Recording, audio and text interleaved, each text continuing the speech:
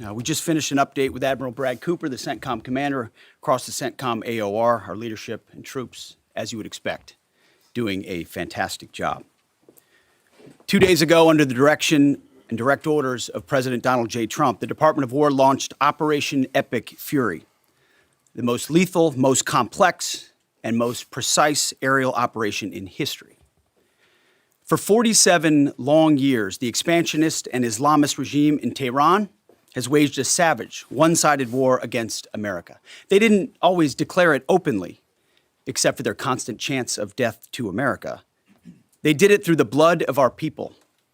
Car bombs in Beirut, rocket attacks on our ships, murders at our embassies, roadside bombs in Iraq and Afghanistan, funded and armed by Iranian Quds Force and IRGC killers. My generation of veterans carry the names of brothers who never came home.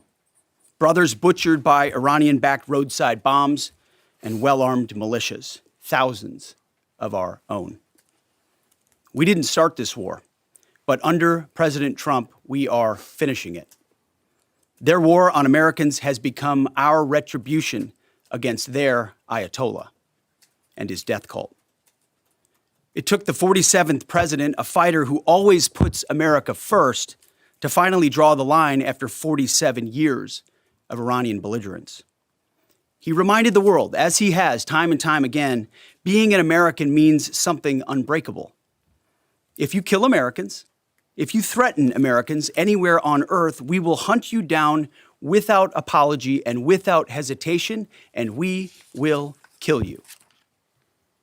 President Trump has also been very consistent. Crazy regimes like Iran, hell-bent on prophetic Islamist delusions, cannot have nuclear weapons. It's common sense. Many have said it, but it takes guts to actually enforce it, and our president has guts. Iran's stubborn and self-evident nuclear pursuits, their targeting of global shipping lanes, and their swelling arsenal of ballistic missiles and killer drones are no longer tolerable risks. Iran was building powerful missiles and drones to create a conventional shield for their nuclear blackmail ambitions. Let me say that again. A conventional shield for their nuclear blackmail ambitions. Our bases, our people, our allies, all in their crosshairs. Iran had a conventional gun to our head as they tried to lie their way to a nuclear bomb. It almost worked under Obama and his terrible deal, but not under this president. Turns out the regime who chanted death to America and death to Israel was gifted death from America and death from Israel. This is not a so-called regime change war, but the regime sure did change, and the world is better off for it. Today, in their desperation, the enemy is unmasked as Iranian missiles and drones rain down indiscriminately on the hotels, airports, apartments, and other civilian targets of their neighbors. Cowardly terrorist tactics from a regime that for decades has trafficked in cowardly terrorist tactics, lies, death, and destruction to this day. The Iranian leadership has built nothing except proxies and missiles and drones and deeply buried nuclear factories and facilities. Peaceful nuclear ambitions do not need to be buried underneath mountains. Last June, Operation Midnight Hammer obliterated their nuclear program to rubble. Afterward, we told them plainly, that's it, now make a deal. They arrogantly refused. We said, rebuild it, and we'll stop you again, this time far worse.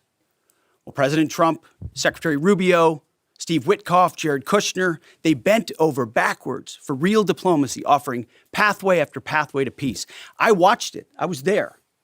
They tried over and over and over again earnest attempts at peace. The former regime had every chance to make a peaceful and sensible deal. But Tehran was not negotiating. They were stalling, buying time to reload their missile stockpiles and restart their nuclear ambitions. Their goal, hold us hostage threatening to strike our forces. Well, President Trump doesn't play those games. And as Secretary Rubio said after the Maduro raid, if you don't know, now you know.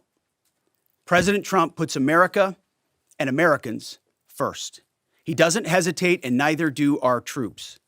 The mission of Operation Epic Fury is laser-focused. Destroy Iranian offensive missiles, destroy Iranian missile production, destroy their navy and other security infrastructure, and they will never have nuclear weapons. We're hitting them surgically, overwhelmingly, and unapologetically. With every passing day, our capabilities get stronger and Iran's get weaker. We set the terms of this war, from start to finish. Our ambitions are not utopian. They are realistic, scoped to our interests and the defense of our people and our allies. Speaking of people, we hope the Iranian people take advantage of this incredible opportunity. President Trump has been clear, now is your time. To Iranian security forces, choose wisely. President Trump has also been clear about your fate in either direction. To the media outlets and political left screaming endless wars, stop. This is not Iraq. This is not endless. I was there for both. Our generation knows better, and so does this president. He called the last 20 years of nation-building wars dumb, and he's right. This is the opposite. This operation is a clear, devastating, decisive mission. Destroy the missile threat, destroy the Navy, no nukes. Israel has clear missions as well, for which we are grateful. Capable partners, as we've said since the beginning, capable partners are good partners. Unlike so many of our traditional allies who wring their hands and clutch their pearls, hemming and hawing about the use of force. America, regardless of what so-called international institutions say, is unleashing the most lethal and precise air power campaign in history. B-2s, fighters, drones, missiles, and of course, classified effects. All on our terms, with maximum authorities. No stupid rules of engagement, no nation-building quagmire, no democracy-building exercise, no politically correct wars. We fight to win, and we don't waste time or lives. As the president warned, an effort of this scope will include casualties. War is hell, and always will be. A grateful nation honors the 4 Americans we have lost thus far and those injured. The absolute best of America. May we prosecute the remainder of this operation in a manner that honors them. No apologies, no hesitation, epic fury for them and the thousands of Americans before them, taken too soon by Iranian radicals. Before I turn it over to General Kane for the operational update, let me speak straight to you, the Joint Force, our warriors on the front lines. This is your moment. This is the generational turning point America has waited for since 1979, and since the rudderless wars of hubris my generation, our generation, endured. Don't listen to the noise. Just stay focused. Our commander-in-chief is steady at the wheel. We face a determined enemy, but you are better. But we must prove it every single day. History doesn't care if we're tired, if we're scared, or if the fight feels big. It demands warriors who rise anyway. Peace through strength, the warrior ethos, lethality, unity of purpose, those are not slogans. They're the beating heart of what it means to wear the uniform, that uniform. You think clearly under fire, you act decisively in chaos, you uphold the Constitution, and you uphold our country without hesitation. We are not defenders anymore. We are warriors, trained to kill the enemy and break their will. History is watching. Be the force you swore an oath to be, focused, disciplined, lethal, and unbreakable. We will finish this on America First conditions of President Trump's choosing. Nobody else's, as it should be. And know this above all, President Trump and I have your back, always. Through fire, through criticism, through fake news, through everything. We unleash you because you are the best, most powerful, most lethal fighting force the world has ever seen. May Almighty God watch over you and his providential arms of protection extend over you.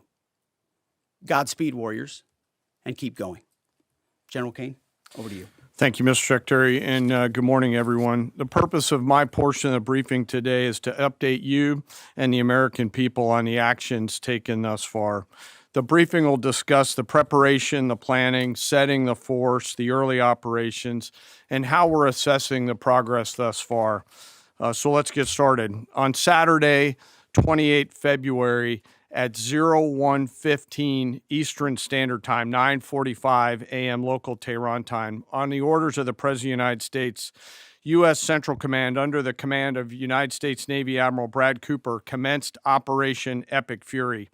As I said, I'm going to walk you through the initial phases of the operation, but first, I want to express my deep condolences and the condolences of the Joint Force to the Department of War personnel killed and wounded in actions thus far.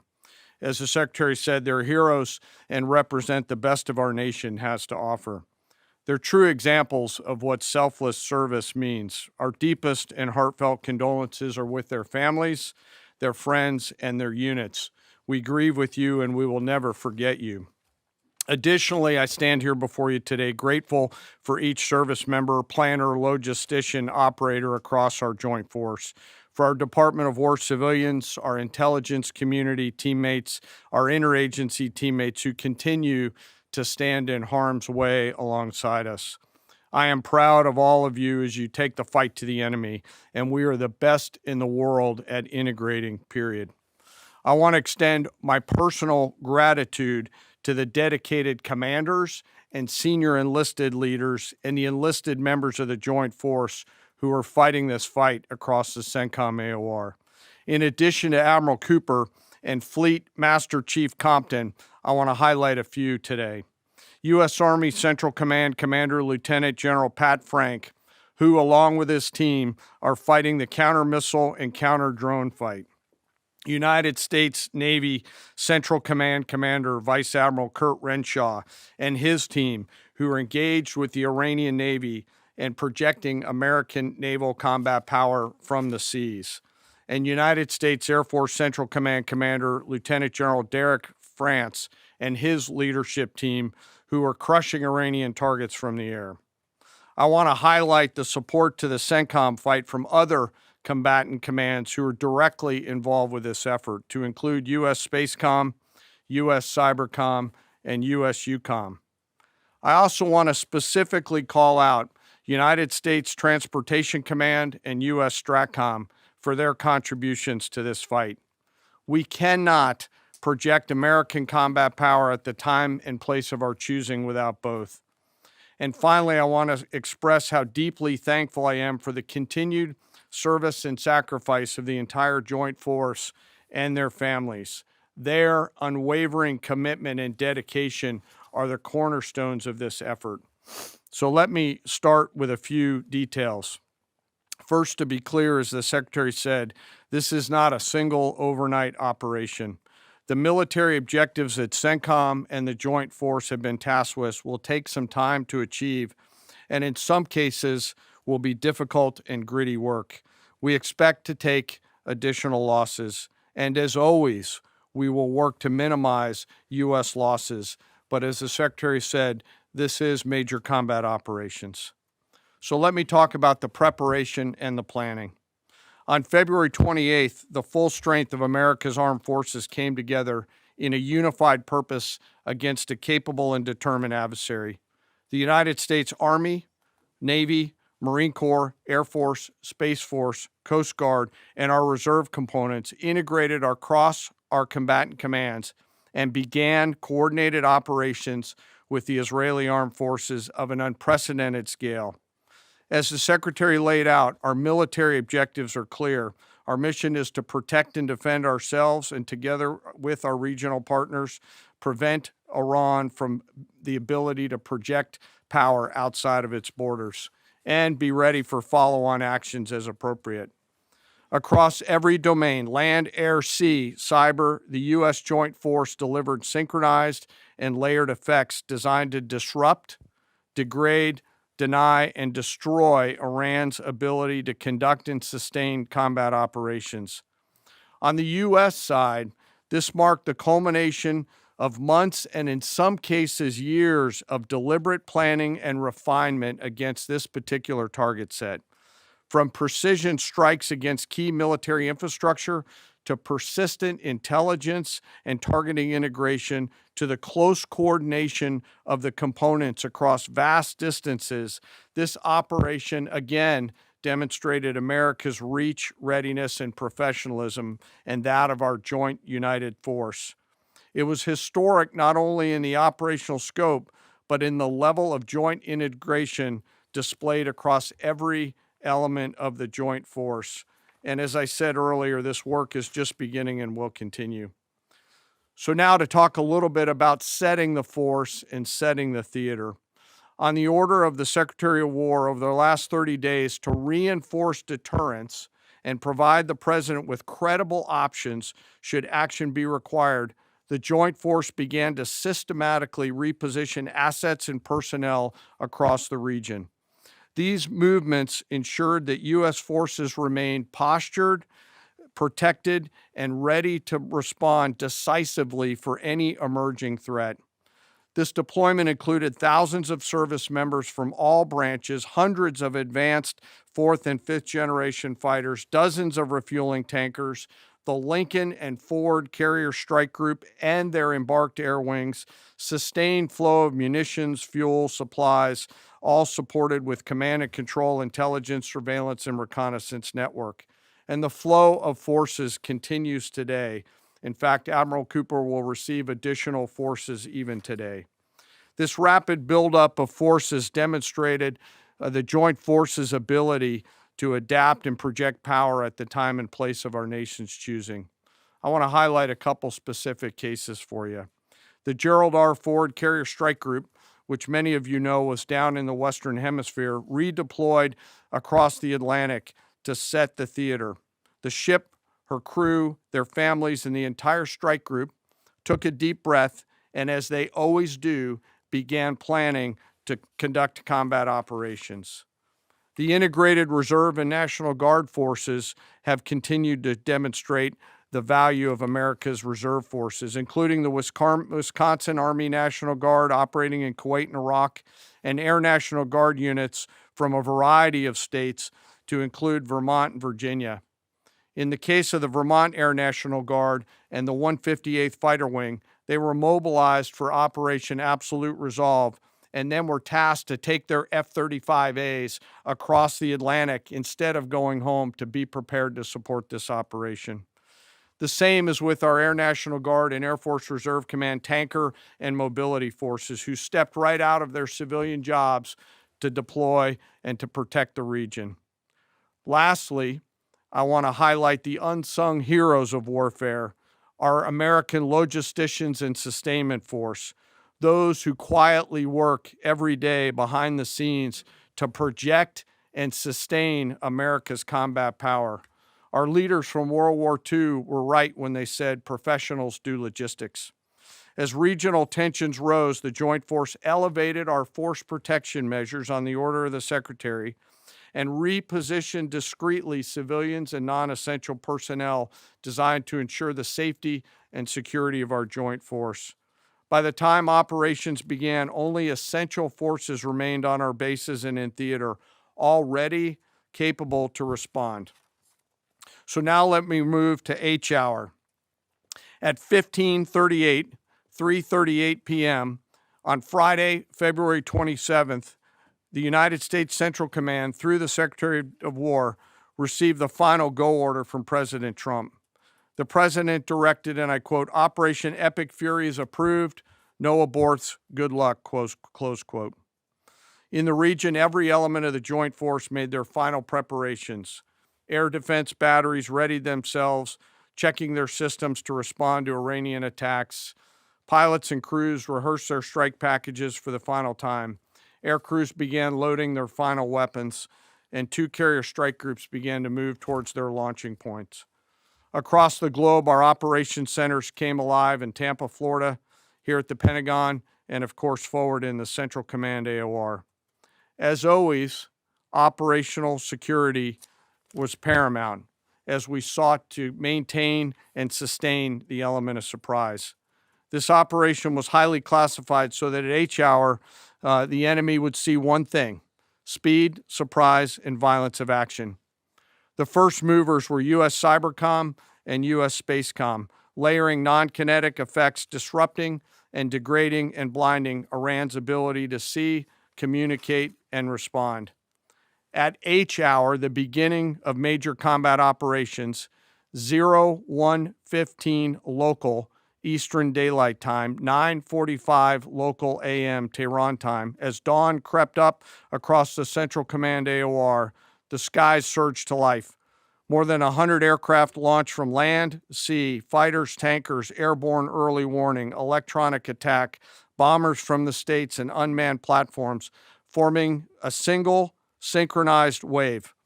This was a daylight strike based on a trigger event conducted by the Israeli Defense Forces, enabled by the U.S. intelligence community. The first shooters at sea were Tomahawks unleashed by the United States Navy, closed in on Iranian naval forces, and began to conduct strikes across the southern flank in Iran. On the ground, forces fired precision standoff weapons, measured, deliberate, precise, and lethal. This was a massive, overwhelming attack across all domains of warfare, striking more than 1,000 targets in the first 24 hours. We are now roughly 57 hours into the operation. In the initial phase, CENTCOM's focus was systematic targeting of Iranians' command and control infrastructure, naval forces, ballistic missile sites, and intelligence infrastructure designed to daze and confuse them. Coordinated space and cyber operations effectively disrupted communications and sensor networks across the area of responsibility, leaving the adversary without the ability to see, coordinate, or respond effectively. The combined impact of these strikes, swift, precise, and overwhelming, has resulted in the establishment of local air superiority. This air superiority will not only enhance the protection of our forces, but also allow them to continue the work over Iran. Over the course of the last 2 days, the Joint Force has launched hundreds of missions from land and sea and delivered tens of thousands of pieces of ordnance. The effort continues to scale. This included American B-2 bombers, which again, similar to Midnight Hammer, flew a 37-hour round-trip sortie from the continental United States, dropping precision, penetrating munitions on Iranian underground facilities across the southern flank and slightly deeper. Additionally, Israel has separately executed hundreds of sorties against hundreds of targets. Beyond Air Force and Navy aircraft strike packages, coordinated salvos of precision standoff weapons from across the region have neutralized hundreds of pre-planned targets. As I mentioned earlier, in support of these kinetic operations, U.S. Cybercom and Spacecom have continuously layered effects to disrupt, disorient, and confuse the enemy. I will note that this operation had several combat firsts, which I'll allow at some point in the future Admiral Cooper to talk about since he owns the AOR. While we've prosecuted a relentless offensive campaign, our defense has been equally important. Across the theater, operations have remained steady and disciplined. Once again, our integrated air and missile defense network is performing exactly as it's intended. U.S. Patriot and THAAD batteries, along with ballistic missile defense-capable Navy destroyers, continue to coordinate and execute intercepts with precision and consistency. I wish that every American could hear the voice communications like I have as these joint operations centers remain calm, focused, and cool while executing under fire over and over again. Collectively, these systems have intercepted hundreds of ballistic missiles targeting U.S. forces, our partners, and regional stability. The threat from one-way attack UAVs has remained persistent. Our systems have proven effective in countering these platforms, engaging targets rapidly. Each intercept represents hundreds of hours of training, readiness, and technology all coming together to work as designed. We will remain vigilant in the counter UAV fight. And the defense of the region is not ours alone. As the threat grew, our partners surged in beside us. Air defense batteries in Qatar, the UAE, Kuwait, Jordan, and Saudi Arabia joined the fight, proof positive that years of training, trust, and hard-earned integration pay off. I am aware of the loss of 3 U.S. Air Force F-15Es overnight in the region. I am grateful for the safety of the crews, and we know that this was not from hostile enemy fire. As this matter's under investigation, I'll not comment further on this. Let me close. Operations will remain active across the theater and across the globe. The U.S. forces are postured not only to maintain pressure, but to respond and adapt as required. Operation Epic Fury stands as a reminder of what the United States military uniquely delivers: the ability to project power on a global scale with speed, surprise, precision, and overwhelming force when and where our nation requires it. What we've demonstrated over the past several days reflects years of investment in readiness, joint integration, and professionalism of the joint force. As major combat operations continue across CENTCOM, we remain engaged globally. America's joint force retains the credibility, capacity, and flexibility to respond to any contingency anywhere in the world at any time.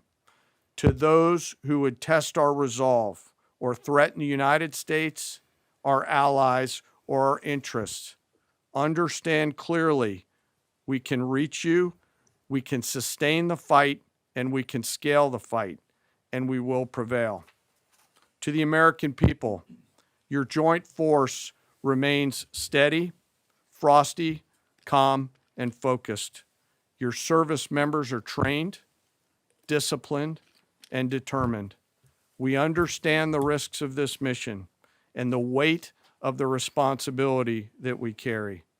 We also recognize that our families also shoulder the burden at home.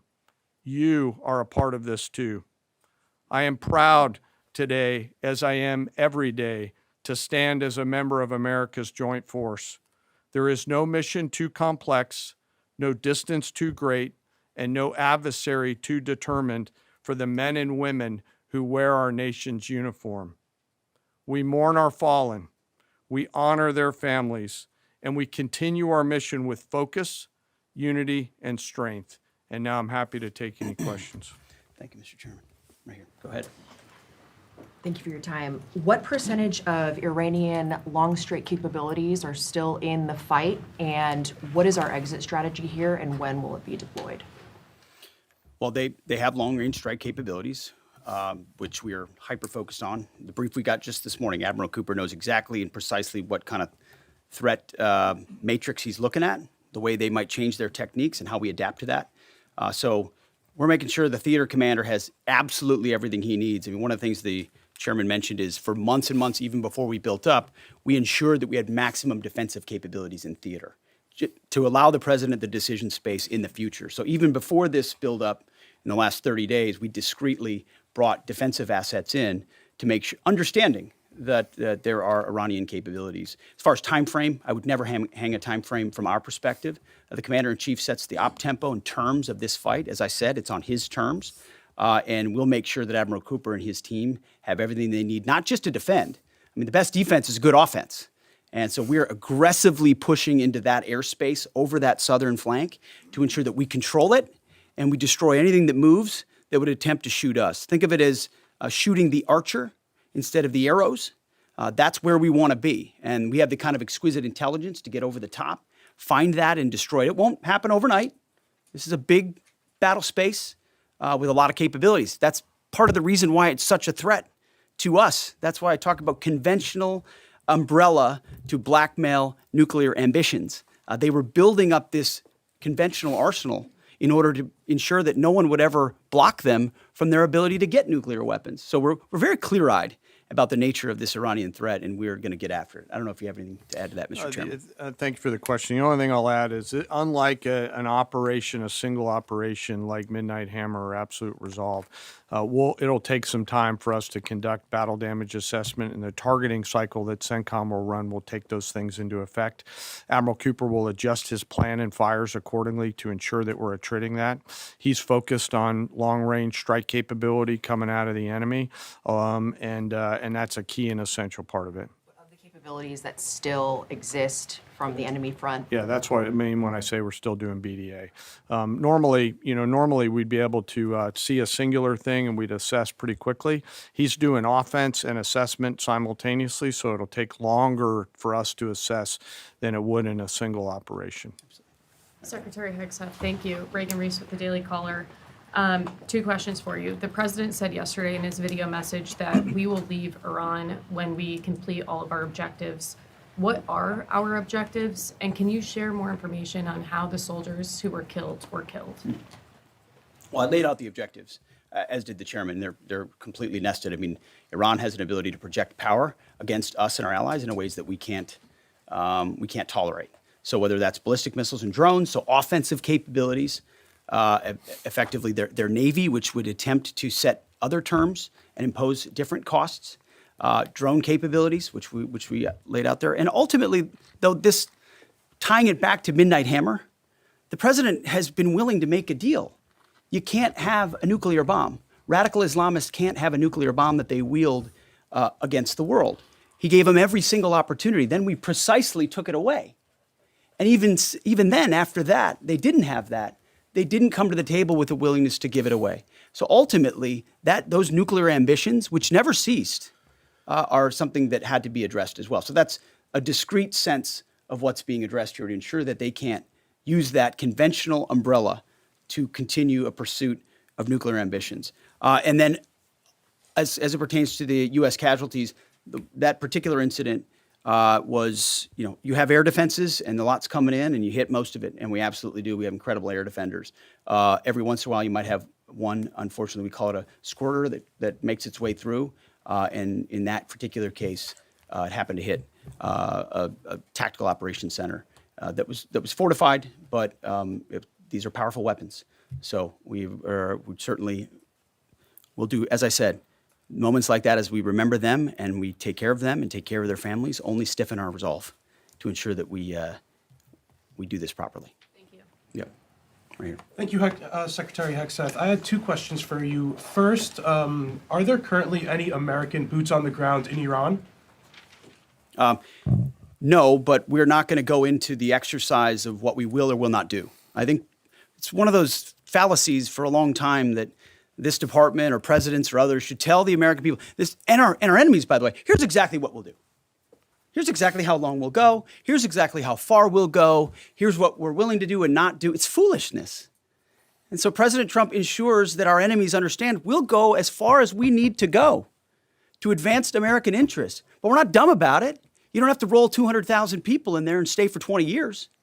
We've proven that you can achieve objectives that advance American interests without being foolish about it. Now, will we be bold about it? Are we willing to be decisive about it? Do we put months and months of planning into what kind of effects we want to achieve? Absolutely. But going forward, why in the world would we tell you, the enemy, anybody, what we will or will not do in pursuit of an objective? We fight to win. We fight to achieve the objectives the President of the United States has laid out, and we will do so unapologetically. Thank Is there you. any significance to Israel carrying out this strike to kill the Ayatollah? And I wanted to know, what was your immediate reaction to finding out about his killing? I think Israel did a great job in the conduct of that operation. President Trump put a 4-week go, timeline right on here, it. Are you please. saying that's wrong? Yeah, thank you. You mentioned during the briefing, General Kane, that there would be additional troops sent to the region. Could you say how many troops currently are involved in this operation and how many additional troops are planned to go in this next phase? I don't want to talk specifics because that would tip the enemy off. We have more tactical aviation flowing into theater just based on the time it took to get it out there. I think we're just about where we want to be in terms of total combat capacity and total combat power for Admiral Cooper. One of the things, though, that a commander, he'll consistently assess the trajectory of the campaign. Is he on or off trajectory? And then make an ask of the joint force, which will then develop options for consideration by the Secretary and the President to either increase or in some cases decrease the amount of combat capability that we have over there. I heard the question about 4 weeks. It's the typical NBC sort of gotcha type question. President Trump has all the latitude in the world to talk about how long it may or may not take. 4 weeks, 2 weeks, 6 weeks. It could move up. It could move back.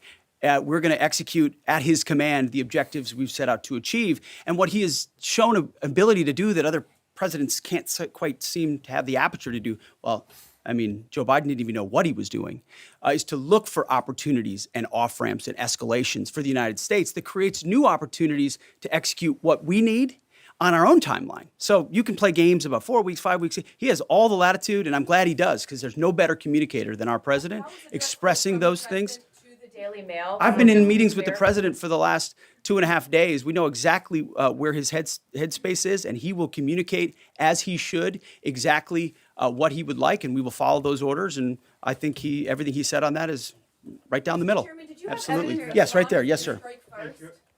Thank you very much, Secretary. I left my hometown of Sakis in Iranian Kurdistan in 1996.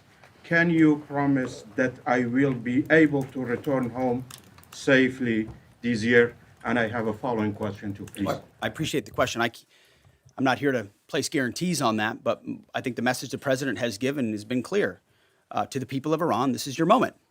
The world was seized by these crowds, and then seized by the reality of this regime killing tens of thousands of innocent protesters. So we saw the nature of the regime yet again exposed. We saw many of the Iranian people seek a change there. This is their moment to take advantage of it for sure. Secretary, you served in Iraq and know that no American soldiers were killed in Kurdistan. The Kurdish people are very pro-American. Will you continue protect Kurdistan and Peshmerga as loyal ally of the United States? Why I'm asking this question? Because now Kurdistan is under attack by Iranian drones and by proxies in Iraq and on the region. I think I can speak to allies generally in the region who we've been in constant communication with. We've been standing shoulder to shoulder with them, and we appreciate their capabilities. Absolutely. Yes, right here. Hi, thank you. Cameron Arkin with the Daily Wire. My question is about some of the domestic threats, if any, regarding this right now. Have there been any concerns about Iranian sleeper cells, and kind of what has the Trump administration been doing to kind of monitor these All threats? across the interagency, in full coordination. Of course, we're paying attention to any potentialities there. This is a former regime, a regime that seeks to export that ideology and try to sow terror. We're ready for that. We've seen these types of folks before, and the American people can rest assured that we're vigilant on that. Secretary, thank you. Kind of a follow-up on that last question. There was just this, what appears to be a terrorist attack in Austin yesterday. How does that change the operation at all? What effect does that have? And It doesn't change the operation at all, and I know the authorities are executing exactly the way they should. Secretary Higseth, and one for Chairman Kane as well. I understand, to your point here, that you don't want to broadcast everything for our adversaries to hear, but the American people also want to know what they're sending their men and women to war for. Is there a concern of this spiraling into a longer war? And then one for the chairman when you're done. Did you not hear my remarks? I mean, we're ensuring the mission gets accomplished, but we are very clear-eyed, as the president has been, unlike other presidents, about the foolish policies of the past, that recklessly pulled us in to things that were not tethered to actual clear objectives. So we know, we have plans, we have generals, we have chairmen, we have commanders, CENTCOM commanders, Admiral Cooper, who's executing very deliberately to ensure outcomes that I laid out are accomplished. But we would never, in front of a press pool, lay out how long that may take. The mission for our warfighters, which is what matters to us, is very, very clear. And they're executing it right now violently. And just for the chairman quickly, I have one for the chairman. You said this is not a one-night operation. It will take time to achieve the goals. What would be the goal line here for you? I think the Secretary laid out the military objectives, and that's what we execute against is the military objectives. Last one right here. Enriched uranium is. Thank you, sir. As you've said, there are a large amount of U.S. service members that are in harm's way right now. What is your prayer for them? First of all, my prayer for them is that I do pray for them. My wife prays for them. Our family prays for them. Our cabinet prays for them.